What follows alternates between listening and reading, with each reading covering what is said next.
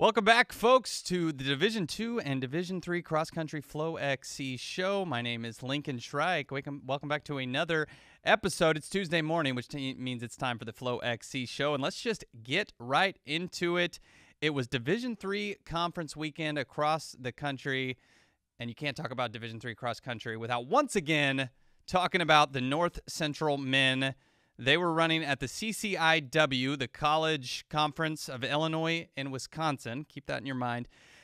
The championships there, that was just outside of Chicago, and they won their 45th straight conference titles for the men of North Central. We know they've been dominant for years. They've won 18 national titles, but that streak is so incredible, and they extended it with a perfect score, 1 through 5. Not only that, they went 1 through 9, all North Central athletes. They haven't done that since 2009, so that gives you an idea of the depth of those Cardinals. And they once again collect a title. That means dating back to 1974, they have won every year since then. If we go all the way back to the mid-'70s, if you will, if you take a little history lesson with me right now, in 1974 when they started their streak, Richard Nixon had just resigned his office 2 months earlier. So a little history lesson there. There's old Richard Nixon there. 2 months earlier, he had resigned from office. That gives you a peek at how long ago that was. And 2 years, I should say 2 years before, Apple had been founded by those two fellows, Steve Jobs and Mr. Wozniak there. So Apple was founded in 1976. North Central, their streak of conference titles is older than Apple. So that gives you a little perspective how long they've been dominant, 45 years in a row, and they show no signs of stopping.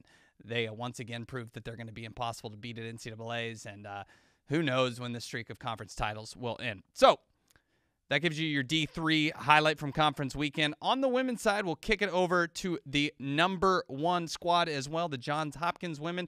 They had a little streak of their own going, not quite as impressive as 45 years, but they won their 11th straight Centennial Conference title over the weekend. And just like the North Central men, they won it in perfect fashion, going 1 through 5. A 1 through 5 sweep. That's the first time in Centennial Conference history that they've actually ever done that. So Johns Hopkins women, they're going for their 3rd straight NCAA title coming up later this season. They've been good for a very, very long time, but this may be their best squad ever as they drop the first perfect score, 15 points in conference history, led by Ellie Clausen, who you see on the screen. Clausen, she was 4th last year at NCAAs.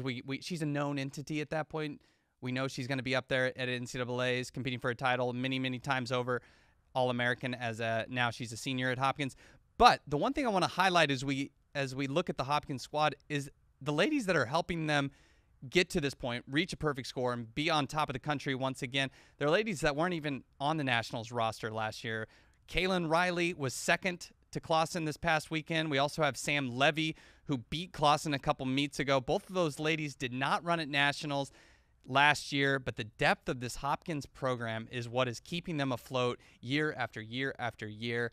And their 18-second spread at Centennial this past weekend, I don't see how anyone's going to top that. I mean, they just keep this long line going, just like North Central, and they're building a similar dynasty. They're going to have years to work with to try to catch up to the titles North Central has, and with the fact that North Central's continuing to be excellent, I don't know if they'll ever catch them. But this Hopkins program is building a legacy out there in Baltimore, and it's all to do with the fact that they don't ever have turnover. They just fill gaps. It's next woman up every single year. So another impressive conference performance out of them. Want to highlight the individual top lady as well as we move over to Kaitlin Mooney of Coast Guard, just a sophomore. She picks up another win. She won the NEWMAC Conference, which is the New England Women's and Men's Athletic Conference. Kind of really, really firmly puts herself at that number 1 spot. It's been a wide open race, seemingly, for the women's D3 individual title. Mooney, though, she's won 2 or 3 races this year, finished close 2nd in other ones. She just really has not had an off race all year, and I think that puts her firmly at the top going into November and heading into the NCAA championships, as she is just rising to the occasion. She was in the top 5 last year. I think she's going to come away with the title when all things are said and done in Oshkosh. But we'll have wait to see. It's another 2 weeks until regionals for the Division III squads, and then, of course, nationals on November 17th. Let's move things over, though, to Division II. It's conference weekend. Again, I've highlighted all season, but things have been pushed back in Division II this season because of that December 1st national meet. So they're only going to be running conference on November 3rd, this upcoming weekend. And you can't talk about conference in Division II without talking about the Rocky Mountain Athletic Conference. And we'll kick things off with our #1 Adams State women. They are going for their 7th straight Rocky Mountain Athletic Conference title. They also have the defending individual champion coming back this year, Eilish Flanagan. Two Flanagan sisters, Eilish and Roizen. They'll be right up there, but they are going to get a stiff test. The #1 Adams women are from #2 Western Colorado, who you'll see right behind me there. That's from a shot a few weeks ago of a workout we did with them. That workout Wednesday will drop tomorrow with the Western Colorado ladies.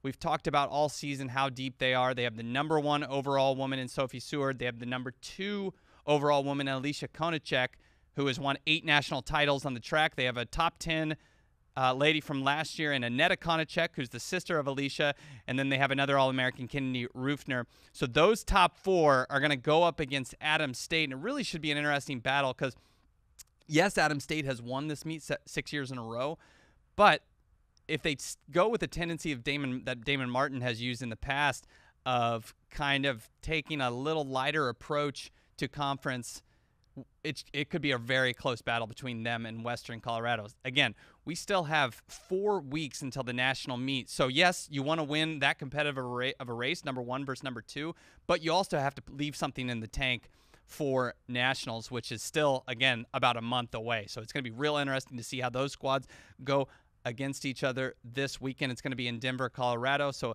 a little bit lower altitude actually for some of those teams, only about a mile up in the air as opposed to 7,000 feet they're used to training and racing at. Okay, so we'll kick it to the men's side of the RMAC, and it's going to be a battle between #1 and #3. #3 maybe the favorites actually coming in, given the history of Adams State to kind of take this meet a little lighter. But those guys behind me, Colorado School of Mines, the 2-time defending champions at this one. They won pre-nats just a couple weeks ago, looked mighty impressive. And again, it's going to be a battle between them and Adams State. You got to like Colorado School of Mines coming in at Denver, a little closer to their home turf out there in Golden.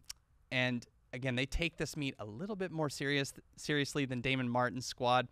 So we got 4 All-Americans coming back here. We got Grant Colligan for Mines, Josh Hodgkinson, Logan Ramlett, and Ricardo Ocampo. And then, of course, you got 4 All-Americans for Adams State, Sydney Getabude, Elias Gedeon, Joshua Joseph, and Kale Adams. So those 4, a big 4 going head-to-head, and hopefully all guns are out blazing for both of those squads, and they're really battling out because we'll get a better idea of who's going to be the favorite at nationals. But we'll have to wait and see. Again, Adams last year, they sat out some guys at conference. They don't always take it as seriously as Mines does. They kind of take a Portland men's approach like the Portland Pilots do it at Division I's West Coast Conference. That's kind of what Adams State has done throughout the years at RMAC. So we'll wait and see how that plays out.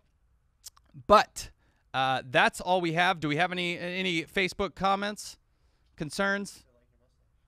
Like the mustache. It's growing in. It's received a lot of compliments about this mustache, and I'm going to keep it hopefully all the way through to December 1st, and then it is coming off so quick after nationals that you will not even believe it. I might shave it before my plane ride back from Pittsburgh. So thank you, folks, for tuning in to this week's episode of the FloXC Division II and Division III show. Just a couple meets left in the cross-country season. It's almost November. It's getting to be exciting. Let's go. It's exciting. All right. See you next week.